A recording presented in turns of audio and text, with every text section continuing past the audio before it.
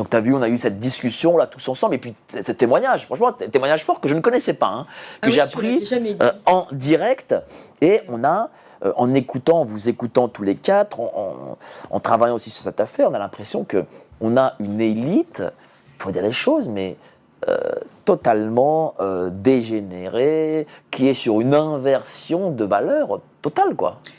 Total. Moi, je suis pas surprise. Après, quand on s'approche un peu de ces milieux, on sent très bien que c'est assez vite nauséabond. Et puis, effectivement, le fait qu'il soit protégé n'est pas un mystère. Par exemple, là, le témoignage de Juliette, une des mannequins françaises qui a parlé à la justice dès 2019. Elle a dit qu'en fait, elle avait été approchée par Siad et qui avait été l'entremetteur. Puisqu'il avait senti son potentiel, il avait été l'entremetteur, il l'avait présenté à Jeffrey Epstein, et qu'effectivement, elle avait rendez-vous sur les Champs-Élysées avec ce Jeffrey, grand homme avec un beau costume, et que, heureusement, certaines filles, effectivement, peuvent s'extraire de ça, ne pas y aller, avoir des radars qui se mettent en place et se dire, comme je m'étais dit moi-même, il faut faire demi-tour et il faut surtout ne plus jamais revenir. Voilà, il y en a certaines qui en sont revenues. Et voilà, et pour en revenir à l'affaire, son avocate là, sur BFM avait beau dire qu'elle croyait, elle clamait elle aussi l'innocence de Siad. Maintenant, la procédure judiciaire s'éteint avec son décès. Mais elle a beau dire qu'il y a plusieurs enquêteurs, il y avait plusieurs magistrats, plusieurs parquetiers, etc. Et pour elle, il est impossible que tous ces gens soient passés à côté d'éléments qui pourraient constituer des charges contre ce fameux Siad. Mais Est-ce que pour l'avocate, le décès de ce monsieur est naturel ? Non, elle a vraiment... Alors là, c'est peut-être le seul moment où elle m'a un peu convaincue, c'est qu'effectivement, dans l'interview, elle laisse quand même sous-entendre que ce décès est pour le moins suspect et que vraiment, ils espèrent de tout cœur, la famille et elle également, une autopsie avec des résultats qui seront communiqués rapidement. Moi, ce que je trouve fou, cher Patrick, avec ce décès, c'est qu'on a un système qui est prêt à liquider devant nous tout le monde et nous dire après, non mais vous inquiétez pas, c'est soit un suicide, soit c'est naturel, soit c'est ceci, soit c'est cela, comme si nous allions tous gober et que voilà. Et j'ai l'impression que le système se sent excessivement puissant et fort. De toute façon, c'est sa survie qui est en jeu. C'est-à-dire que, comme le disait Alexandra, si quelqu'un comme Siad se met à parler, oups, ça va faire du bruit. Il y a des têtes qui... Alors, je ne vais pas dire des têtes qui vont tomber, parce qu'on n'est plus... à notre époque, etc. Mais ils ne peuvent pas le laisser parler. Comme Epstein, qui est mort dans sa cellule le jour où, pas de chance, les caméras de surveillance ne fonctionnaient pas, il n'y avait pas de gardien. D'ailleurs, je ne sais pas si vous avez vu, lorsqu'il y a eu la guerre l'année dernière entre Israël et l'Iran, j'ai vu des photos il y a des gens en Israël qui ont publié des photos disant « Tiens, Epstein est en Israël ». Donc, il s'était laissé pousser la barbe, etc., etc. Alors après, je n'ai pas fait d'analyse des photos qu'on nous montrait, etc., etc. Mais c'est vrai que quelqu'un qui meurt dans sa cellule le jour où, pas de chance, les caméras de surveillance sont en panne et les gardiens ne sont pas là, peut tout à fait se retrouver en Israël. Surtout, tu l'as rappelé tout à l'heure, il travaillait pour le Mossad. Là-dessus, il y a eu aussi une histoire d'avion qui a décollé en direction de l'Alaska, qui était un avion de... Oui, c'est ça. Epstein. Ça s'appelle une exfiltration. Dans tous les romans d'espionnage, un agent un peu précieux qui se retrouve en situation difficile, on l'exfiltre, on va le chercher gentiment, on prend un hélicoptère, un jet. Et d'autant plus qu'il y a un mail qui s'intitulait « Que faire au cas où je me fais attraper ?» Et donc, ils avaient évoqué effectivement expatriation, donc exfiltration, expatriation, changement d'apparence physique. Et voilà, il ne faut pas oublier, effectivement, il était très ami avec des puissants, notamment Ehud Barak, qui a été Premier ministre de l'État d'Israël de 1999 à 2001. Et il avait quand même un gros carnet d'adresses. Il y a peut-être des gens qui se sont dit on va l'aider. Peut-être que tout le monde ne l'a pas laissé tomber, je ne sais pas. Ça pose question, en tout cas. Dans ce genre de situation... pardon. Oui, Vas-y, tu veux dire quelque Alexandra. chose. J'avais envie de vous raconter quelque chose. Ah.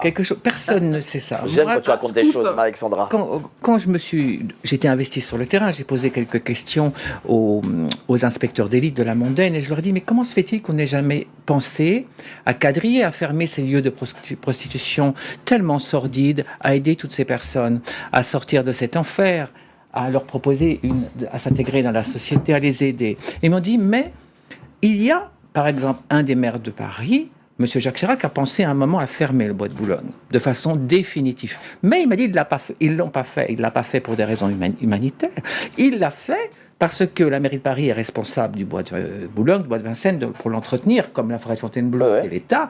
Il l'a fait parce qu'il en avait marre que le gouvernement en place, c'est-à-dire la gauche caviar de l'époque, s'en foute plein les fouilles tous les soirs et qu'organise elle-même tous les trafics les plus dégueulasses à l'intérieur du bois. La drogue, la prostitution, les contrefaçons, les médecins, les médicaments frelatés. Et à cette époque-là, on parlait de 90 000 francs par soir qui allaient directement dans la poche du Parti Socialiste. C'est-à-dire que le Parti Socialiste était Macron. Ben, bien sûr. Il n'y a pas de trafic illicite au monde sans des accointances avec les gouvernements. C'est impossible. Ça n'existe pas. Il y a toujours eu des accointances. La drogue, elle tombe pas du ciel. Elle tombe pas du ciel comme la pluie. S'ils inondent les artères de nos sociétés avec de la cocaïne, de l'héroïne, de tout ce que vous voulez, c'est parce qu'on les laisse faire et qu'au passage, on prend des enveloppes. Donc les réseaux de prostitution, c'est pareil. Il y a une accointance des gouvernements en place. Donc c'est ça que je veux que vous compreniez. Il ne faut pas vous étonner après que des gens soi-disant puissants à responsabilité aient accès à tout ça, puisqu'ils y participent allègrement, n'est-ce pas ? C'est un témoignage puissant, là. Oui. Et en fait, on retrouve ça partout. Comme tu sais, j'ai beaucoup travaillé sur la question de l'Ukraine. C'est pareil. C'est-à-dire que alors l'Ukraine, on sait qu'un enfant sur 10 dans le monde victime de traite vient d'Ukraine. C'est ce que dit Alexandra. Il n'y a pas autant d'enfants qui sortent d'un pays victime de traite sans que le gouvernement, la justice, etc., ferment les yeux. Et d'ailleurs, je rappelle que le département d'État publie un rapport, c'est tous les 2 ans, sur le trafic des êtres humains dans le monde. Et quand on lit la page sur l'Ukraine, c'est horrible. C'est-à-dire qu'en fait, ils expliquent qu'il y a plus de 100 000 enfants qui sont dans les orphelinats et ils disent pudiquement ils sont à risque. Et quand ils disent qu'ils sont à risque, on sait par exemple qu'il y a eu en Ukraine un procès qui impliquait plus de 30 politiciens et hommes, oligarques, qui avaient acheté des adolescents. Et l'Ukraine, c'est la plaque tournante. La vraie raison de la guerre en Ukraine, c'est parce que tous ces groupements-là qui organisaient, je dirais, qui regroupaient, par exemple, tous les esclaves sexuels étaient regroupés dans ce pays-là et ensuite dispatchés dans les pays d'Europe. Mais c'était l'épicentre de tous les trafics. Ça l'est moins sûrement aujourd'hui. Merci à M. Poutine pour ça, en tout cas. Mais c'est une des vraies raisons de la guerre. Oui. C'est dingue, hein. Christian, est-ce que on a eu d'ailleurs un grand article, un hors-série, du Parisien qui dit voilà, Monsieur Epstein était en France comme un coq en pâte. Il adorait la France parce qu'il pouvait faire en France ce qu'il ne faisait pas ailleurs. Toi qui connais des affaires d'État, temples solaires, etc., est-ce qu'en effet tu peux témoigner que en France, les élites s'adonnent à des choses que les autres élites d'autres pays peut-être ne s'adonnent pas? Les Anglais sont pas mauvais, non plus. Oui, mais ils ne sont pas au niveau français. Dans ce genre d'histoire. Alors, effectivement, on a beaucoup moins d'échos venant d'Espagne, d'Italie. La Suisse, j'en dirais pas autant. Les bordels en Suisse sont parfaitement légaux. Donc, c'est un petit peu particulier, la culture suisse. L'Allemagne, c'est la même chose. On a des usines à sexe. Si, en Espagne aussi, dans le nord de l'Espagne. Oui, mais est-ce que ça, c'est quelque chose d'élitiste comme... Est-ce que Epstein... Alors, attends, je vais mieux formuler ça. Ouais. Est-ce que Jeffrey Epstein aurait pu avoir le réseau qu'il a eu en France en Espagne, avec le roi d'Espagne, avec le premier ministre machin, avec tel artiste, tel truc. Est-ce qu'il aurait pu avoir ça? Pas sûr. Ben voilà. Pas sûr. Non, certainement pas sûr, parce que c'est un mélange de quantité de facteurs, mais si tu veux, moi, si je suis membre d'un parti politique et que je veux avancer dans ma carrière de politique, j'ai besoin d'argent. J'ai besoin de relativement beaucoup d'argent. Parce qu'en France, les partis politiques passent leur vie à se foutre sur la gueule les uns les autres, jusqu'à une élection présidentielle. Pour avoir une petite chance d'être élu, il faut que j'aille négocier 50 millions d'euros avec Kadhafi avant de le faire tuer quelques années plus tard, histoire de le faire taire. J'ai besoin de beaucoup d'argent. Alors, quand je rencontre un policier que j'ai revu, que j'avais connu il y a une vingtaine d'années, que j'ai revu il n'y a pas très longtemps, et puis qui me racontait que, bah oui, un jour, j'ai monté tout un dossier, j'avais coincé des trafiquants de drogue, et puis j'ai reçu un coup de téléphone du préfet. S'il vous plaît, cher monsieur, je ne vais pas citer son nom, vous fermez ce dossier-là. C'est-à-dire que il y a quantité de dossiers de lutte contre la drogue qui sont juste fermés, parce que quelque part, il y a un gars qui verse. Alors, on en parlait ce matin avec Alexandra, il ne s'agit pas de jeter la pierre à toutes les forces de l'ordre, à tous les policiers ou tous les gendarmes, parce que ça ne serait pas juste, ça ne serait pas pertinent. Mais à l'intérieur de ces systèmes, on a des gens qui touchent et qui font remonter l'argent au Parti socialiste, au parti de droite, au parti de gauche, à tous les partis.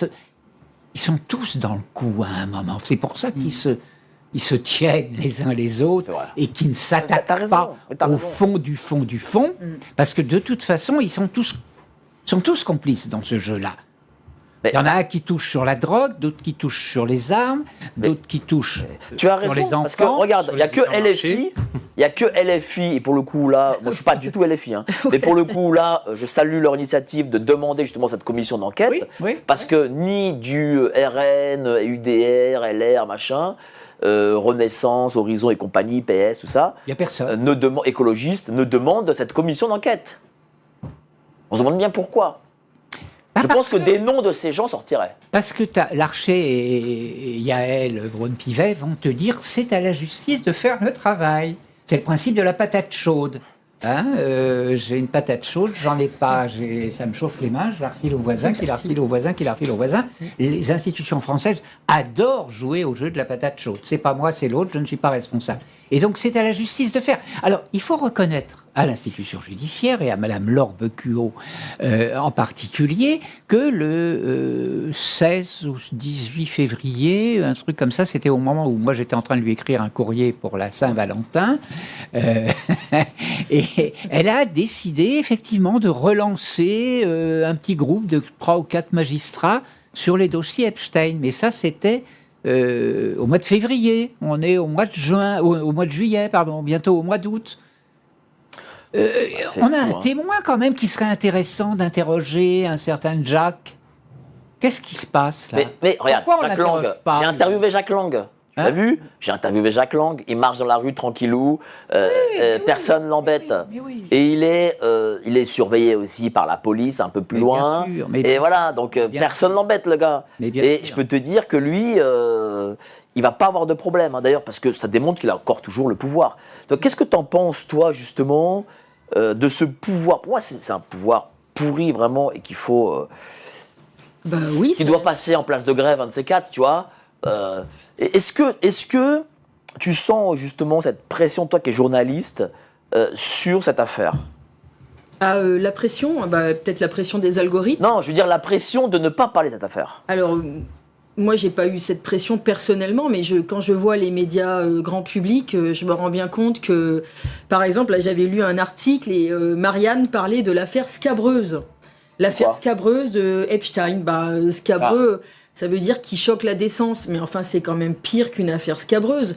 Donc, je trouve qu'ils emploient beaucoup des euphémismes pour parler de cette affaire, et puis dire que c'est une affaire d'illuminés, peut-être complotistes, et que circuler, il n'y a rien à voir finalement. Mais pourquoi ce Daniel Siad n'a pas été entendu par la police, par exemple? Puisque Il y a eu ce témoignage en 2019. En janvier 2022, il était déjà dans les dossiers de la police. Pourquoi il n'a jamais été entendu ?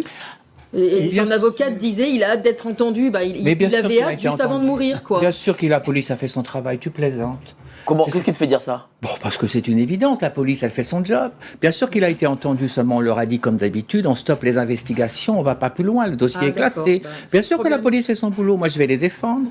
Officiellement, la justice a arrêté, ne l'a pas mis en garde à vue, parce qu'ils ont jugé que les écoutes téléphoniques qui avaient été faites étaient illégales, infructueuses, n'avaient rien prouvé de suffisamment solide pour justifier une arrestation, une mise en garde à vue.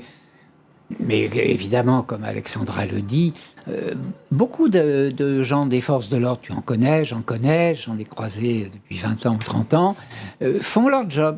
Ils font leur job. Mais justement, quand ils le font vraiment au bout... C'est la justice, c'est quoi ? C'est la politique. Ils se font casser par leur propre hiérarchie ou casser par l'institution judiciaire. Mais il ne faut pas oublier aussi que justice, police, en tout cas au niveau des hauts grades, c'est bourré de francs-macs et de toutes ces obédiences. Il y a de tout, quoi. Bien sûr. J'imagine bien. Mais oui, non, mais bien sûr, il y a de tout. Il va vraiment falloir un jour, je finis là-dessus, pardonne-moi, vas-y. il va vraiment finir un jour, on va vraiment devoir finir par effectuer une véritable séparation de l'Église maçonnique et de l'État français. Je me répète et je vais continuer à me répéter. Dis-le, vas-y. C'est vraiment une histoire majeure. Nous avons réussi à séparer l'État français de l'Église catholique très bien, mais là, c'est l'Église maçonnique qui gère. Et l'Église maçonnique, en matière de pédocriminalité, elle va très très loin. Il y en a un petit peu du côté de l'Église catholique aussi, mais pas autant. Est-ce que l'affaire Epstein peut être maçonnique aussi, d'après vous ? J'ai demandé à Grock, là, ce matin, ce qu'il en pensait, si Daniel Siad avait des liens à la franc-maçonnerie. Avec la franc-maçonnerie, on ne sait pas. On dit non, on n'a rien trouvé. Parce que quand j'interroge Grock, moi, je prends la précaution de dire, dans un cadre strictement conspirationniste, est-ce que tu peux me répondre à cette question ? Et dans le cadre conspirationniste, Grock ne trouve rien entre Daniel Siad, mais entre Epstein et la franc-maçonnerie, enfin, on ne va pas me faire croire qu'il n'y a pas de lien. Quel serait le lien, dis-moi ? Les réseaux n'existent pas. Le téléphone non plus. Enfin, je veux dire, il y a une obligation, si tu es maçon, tu as une obligation de solidarité fraternelle. Si je saute sur le rable de Stéphanie et que je me fais prendre, c'est à toi de me défendre parce que toi, tu es, je ne sais pas, magistrat, commissaire, j'en sais trop rien. Et si tu ne me défends pas, quick, hein ? Tu voulais rebondir ? Oui, je voulais rebondir sur quelque chose que tu as dit de très pertinent, parmi toutes choses que tu dis qui sont toujours très pertinentes. On est véritablement dans un monde en pleine décadence, en perte de spiritualité. La pornographie, c'est plus de la pornographie. On met en scène des scènes de terreur, de viol collectif. La prostitution, les prostituées me le disent souvent, on nous demande des choses abominables. On ne peut même pas dire oui, c'est impossible, ça ne fait plus partie de notre travail. C'est quoi l'abominable ? Sans être trop explicite. C'est des viols, c'est des sodomies brutales, c'est des éjaculations multiples faciales, c'est l'humiliation de la femme par tous les moyens, des choses d'une violence inouïe. Ça n'a plus rien à voir avec le fait de négocier un acte sexuel. Et moi, souvent, je me posais la question, quand je voyais les clients arriver au bois, mais je me disais, comment des pères de famille peuvent venir chercher des enfants alors qu'ils ont des enfants du même âge chez eux ? Comment des hommes qui ont des épouses de correction, des femmes tout à fait bien, viennent chercher des hommes travestis pour négocier des choses absolument immondes. Et souvent, j'essayais de comprendre. Je me disais, mais qu'est-ce qui se passe dans la tête de ces gens-là qui repartaient à leur petite vie conventionnelle, comme ça, comme si de rien n'était. Et là, il y a un véritable problème. Il y a quelque chose, je pense qu'il y a une dégénérescence massive de la société. Qu'est-ce que tu en penses sur tout ce que tu entends là ? Absolument, parce que de toute façon, quasiment tout est permis. Donc à partir du moment où tout est permis, il n'y a plus de limite. Et comme le disait Christian, tu fais un pas, ils font un pas, et puis ils en font un autre, et puis finalement cette forme de perversité n'a plus de limite. Et tu te souviens, nous avions fait cette émission sur le livre Les ravages de la pornographie. Oui. Ah oui. C'est ce que disait Alexandra. Aujourd'hui, c'est plus de la sexualité. Je trouve que ce qu'ils diffusent, en fait, c'est avec des animaux, avec des enfants. Donc quand tu avec des animaux, tout ça, avec des enfants, c'est libre d'accès comme ça. Mais bien sûr. Enfin, tu te souviens, c'est ce qu'on avait expliqué dans cette émission et maintenant des enfants de 13 ans voient ça. Donc, quand tu vois ça à 13 ans... Et puis d'ailleurs, je rappelle également cette émission que nous avions faite sur l'OMS, où l'ONU, et donc avec l'OMS, l'UNICEF, etc., a expliqué que la sexualité était un droit naturel dès la naissance. Donc, ça veut dire que dès l'âge de 4 ans, 5 ans, il faut, et c'est l'un des textes, et c'est juste ahurissant, il faut donner aux enfants des compétences. Et on parle bien de sexualité. Enfin, je ne sais pas si tu te souviens, quand on a fait l'émission avec Jackie Cassou, les textes officiels donc, de l'OMS disent qu'à partir de 5 ans, il faut que les enfants acquièrent des compétences en matière sexuelle. Donc, on imagine les portes que cela ouvre. Et donc, finalement, il n'y a plus de pédophiles, il n'y a plus de pédocriminels. Je lui enseignais le b.a.-ba des compétences. Voilà. Donc, quand... tu vois, même les institutions, je le redis, l'UNICEF a participé à ça, l'OMS en est, l'ONU en est, etc. Et qu'est-ce que tu veux, il n'y a plus de limite. Et donc, je le redis, quand tu lis ces textes, n'importe quel pédocriminel dira, mais jamais de la vie. J'ai simplement... je fais de l'éducation. Je fais de l'éducation. Il devrait me remercier. D'ailleurs, Madame Panot, c'est ce qu'a dit, a dit voilà, l'extrême droite est contre l'éducation sexuelle à l'école, alors que c'est évidemment l'éducation sexuelle à l'école qui permet aux enfants de se protéger. C'est bizarre quand même. Hein. Surtout qu'après avoir entendu par Monsieur Coquerel que une personne qui je vais parler comme sur TikTok, qui vêt des bébés, peut être réinsérable. Moi, ça m'a beaucoup choqué. Je ne sais pas pour vous. Ah si, c'est très choquant. C'était très Coquerel, quand même, qui n'est pas n'importe qui. Il est quand même président de la commission des finances. Oui, c'est très choquant. C'est vraiment, ça envoie des signaux à la société qui sont désastreux. De toute façon, l'OMS est très inspirée des travaux d'Alfred Kinsey. Ça, c'est Marion Sigaud qui en parlerait le mieux. Et cet homme-là était un pervers psychopathe, on peut le dire comme ça, obsédé sexuel, et qui faisait des expériences de V sur les bébés pour voir à quel moment ils avaient des orgasmes, etc. Donc c'est absolument abominable. En fait, la question que je me pose, moi, par rapport à ces sujets, parce qu'on peut observer quand même de manière assez factuelle qu'il y a c'est triste à dire, il y a un lien entre le talent et la déviance sexuelle. Alors, à l'inverse... Comment ça ? On peut dire que c'est pas forcément une fatalité, mais je veux dire, parmi les artistes talentueux, c'est affreux à dire, on trouve une surreprésentation de déviance sexuelle. Alors, je pense qu'à l'inverse, on peut aussi... je ne sais pas, j'aimerais que des psychologues très fins... Voilà, moi, c'est vraiment quelque chose qui m'intrigue. Non, mais je précise, je vais faire la parenthèse, je pense aussi qu'on peut avoir du talent ou du génie sans être un déviant sexuel à l'inverse. Mais il y a une grande représentation, je trouve, dans ces... Pourquoi ? Moi, je vais t'expliquer, parce que ces gens-là qui ont un certain talent, en tout cas qui est exploitable, et des gens qui vont apporter beaucoup d'argent, pour les garder en main, on leur dit, voilà, à partir de ce moment-là, Johnny Hallyday en faisait partie pour d'autres choses, Bruel en fait partie pour les dérives que l'on connaît. Tu fais tout ce que tu veux. Tout ce que tu veux, on te le donne. Même les choses les plus folles. Il n'y a plus de loi, il n'y a plus de limite. Tu veux un enfant, donne un enfant. Tu veux une fille, tu veux une fille. Tu veux un garçon, tu veux un garçon. Tout. Mais en attendant, tu rapportes de l'argent, tu fais tout ce qu'on te dit. C'est comme ça. C'est-à-dire qu'il n'y a plus de limites. Et vous savez très bien que poser des limites, c'est le principe même de l'éducation. C'est-à-dire qu'il faut savoir qu'il y a des lignes rouges qu'on ne franchit pas. Parce qu'il y a de la morale, parce qu'il y a du respect, parce qu'il y a, je dirais, de l'éducation. Ces gens-là, non, on ouvre la porte de Pandore. Tout est permis à tout moment. Donc, ces gens-là, il y a une espèce d'escalade de demandes de plus en plus insensées, et ça va jusqu'à des meurtres, jusqu'à des choses absolument terribles. Cher Christian, est-ce qu'il peut y avoir du MK Ultra ? En tout cas, il y a de la prise de contrôle. Tu sais, on en a parlé quelques fois des enfants Roche, par exemple, qui parlent de leur père qui s'est trouvé, qui a fini suicidé, comme d'autres, mais qui s'est trouvé embarqué par petites étapes progressives, successives, jusqu'aux cérémonies de meurtres rituels de prostituées de Toulouse, par exemple. Et il était juge. Il était juge, d'ailleurs. Il était procureur. Un procureur. Il était procureur, si mes souvenirs sont bons. Mais c'est tout simple. On t'invite dans une soirée, un petit peu de drogue, pas très méchante, pas très... Voilà, et puis... Bon, il faut revoir Stanley Kubrick, Eyes Wide Shut, Mais la scène du château. Tu sais que Stanley Kubrick, de qui s'est inspiré dans son film? D'Epstein, mon cher. Oui, Des soirées d'Epstein. Il paraît qu'il Sauf que C'est vrai Ouais. Mais oui. Alors raconte un peu le film de Stanley Il a Kubrick. modifié. Non, Pour les gens qui n'ont pas vu ce film, parce qu'il y a nombreuses personnes qui n'ont pas vu ce film. Il faut vraiment le voir. Qu'est-ce qui s'y passe dans ce film? Eh ben, c'est une élite qui se regroupe et tu as toutes sortes d'esclaves sexuels qui sont masqués et livrés comme ça au désirata de tout le monde. Il n'y a pas de limite dans la demande. Mais sauf la différence, c'est que là, dans le film, ce sont des femmes adultes. Avec Epstein, c'était des mineurs. Mais c'est exactement ça. Oui. Et d'ailleurs, il est mort le lendemain de la projection du film parce qu'on a censuré et coupé toutes sortes de rushs dans le film de Kubrick parce qu'il a été tellement loin que ça n'était pas possible de le diffuser.